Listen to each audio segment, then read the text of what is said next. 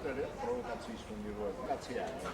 ამას ხანერად ვერ აღვიქვა. საქართველოს ეს მონაწილეობა. მეორე სწორად ანუ ეს ვიდეო აგეთით.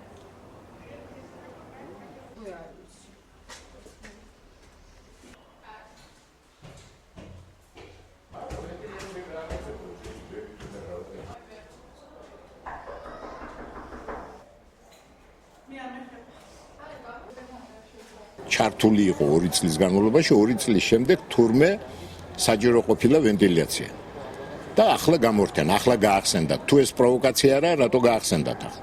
და მეორე მოვითხოვთ, რომ სოკარმა ყველაფერი გააკეთოს შესაბამისი წესებისა და ნორმების დაცვით, გამოიტანოს იმიდან, რა ქვია, მთელი სისტემები კიბის უჯრედიდან და გააკეთოს ნორმალურად და ჩართოს გაზი.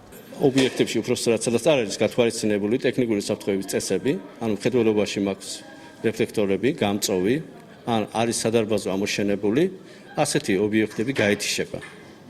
რადგან ჩვენ ვერ დავუშვებთ ბუნებრივი აირის დაგროვებას აღნიშნულ პადიაში, რასაც მოყვება ფატალური შედეგი. ამიტომ მოსახლეობამ, ჩვენმა აბონენტებმა გაგებით უნდა მოეკიდონ ჩვენს ამ საქმეს და უნდა გაითვალისწინონ აღნიშნული ჩვენს მიერ გაგზავნილი წერილები.